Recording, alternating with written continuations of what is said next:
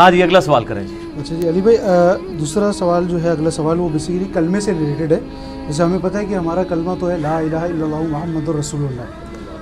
اچھا اس پہ جو ہے مجھے یہ بتائیں کہ شیعوں پہ بیسیکلی اب یہ بھی کنفرم کریں کہ یہ ان پہ ایک بیسیکلی الزام ہے یا وہ ہے کہ انہوں نے کلمے میں اضافہ کیا ہے. ایک تو سب سے پہلے کیا ہے کہ بات صحیح ہے، دوسرا یہ کہ کیا انہوں نے کیا اضافہ کیا ہے، ایک تو یہ ہو گیا.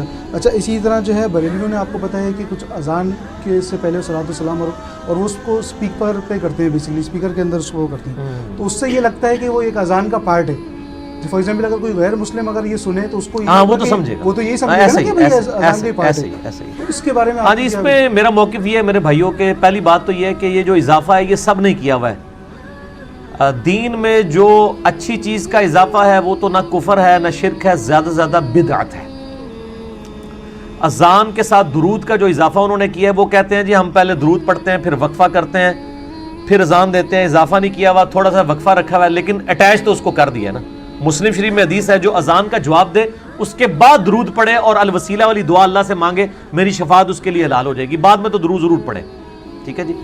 پہلے والا جو درود ہے وہ اذان کے ساتھ اس طریقے سے جوڑ کے، تو اس کی مخالفت تو خود غلام سعود سعیدی رحمہ اللہ تعالی جو پاکستان لیول کے محدث تھے بریلویوں کے اور علمی اعتبار سے میرے استاد بھی ہیں، انہوں نے تو باقاعدہ خود اس کے خلاف لکھا ہے اور انہوں نے بڑا یعنی سخت الفاظ میں لکھا ہے شرح صحیح مسلم میں کہ حضرت بلال ہم سے زیادہ عاشق رسول تھے، وہ اذان سے پہلے وقفہ کر کے درود نہیں پڑھا کرتے تھے. تو آپ نے ایک چیز یعنی ایڈ کی، اور ان کی مسجد میں اذان سے پہلے درود نہیں ہوتا تھا، اذان کے بعد پڑھواتے تھے. وہ بھی کہتے تھے 4-5 دن کے بعد ایک اذان کے بعد، روٹین نہیں بنائی تھی. وہ کہتے ہیں منع کیا ہوا ہے کہ روٹین نہیں بنانی ہے، اس کو کوئی حصہ نہ سمجھ لے. اور 4-5 دن کے بعد اس لیے کہ ہم پہ کوئی وہابی ہونے کا فتویٰ نہ لگا دیں. ظاہر ہے دونوں طرف بیلنس رکھنی پڑتی ہے نا، کیا کریں آپ کس معاشرے میں رہ رہے ہیں. پتہ ان کو بھی تھا، انہوں نے لکھ دی ہے یہ بات شرح صحیح مسلم کے اندر.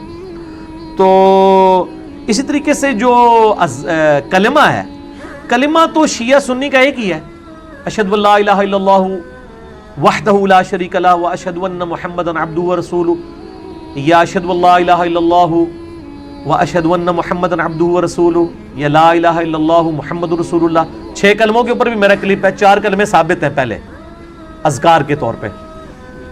تو آپ لکھ دیں 6 کلموں کا ثبوت انجینئر محمد علی مرزا، تو نکل آئے گا وہ کلپ. باقی جو شہادت ثلاثہ اسے کہتے ہیں، تیسری شہادت، یعنی اشہد ان علی ولی اللہ، کہ ہم گواہی دیتے ہیں کہ علی جو ہیں وہ اللہ کے ولی ہیں. ہمیں اس جملے سے تو کوئی اختلاف نہیں ہے. میں بھی گواہی دیتا ہوں کہ علی بھی اللہ کے ولی ہیں، ابو بکر بھی اللہ کے ولی ہیں، عمر بھی اللہ کے ولی ہیں، عثمان بھی اللہ کے ولی ہیں رضی اللہ عنہم اجمعین وعلیہم السلام اجمعین. لیکن اس کو کلمے کے ساتھ ایڈ کر دینا یہ بدعت ہے، اور یہ خود شیعہ علماء نے اس پہ بدعت کا فتویٰ لگایا ہوا ہے. اسی لیے شیعہ اب تک جو نماز پڑھ رہے ہیں نا، اللہ کے فضل سے نماز میں شہادت ثلاثہ کوئی نہیں ہے. نماز میں وہ محمد عبدہ رسول پہ رک جاتے ہیں. جب بھی کوئی شیعہ ملے اس کو کوئی نماز بتاؤ اپنی، کتابوں سے دکھاؤ اور خود کیا پڑھتے ہو، اس میں علی ولی اللہ کیوں نہیں پڑھتے ہو. اذان میں تو ایڈیشن کر لی، وہ تو اہل سنت میں بھی بریلویوں نے درود شریف کے حوالے سے ایک وہ ایڈیشن والا معاملہ کر دیا.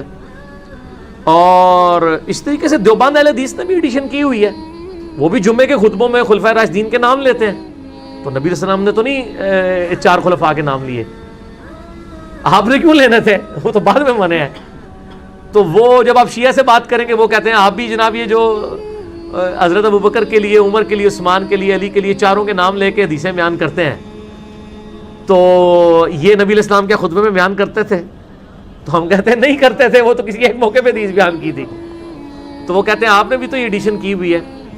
یہ وہی بات ہے کہ بیٹا تو کیوں فیل ہوا، ابا جی تھوڑے دوست کا منڈا بھی فیل ہو گیا، آپ کے دوست کا بیٹا بھی فیل ہو گیا، میں بھی فیل ہو گیا، تو کیا کون سی نئی بات ہے، فیل دونوں ہی ہوئے ہیں.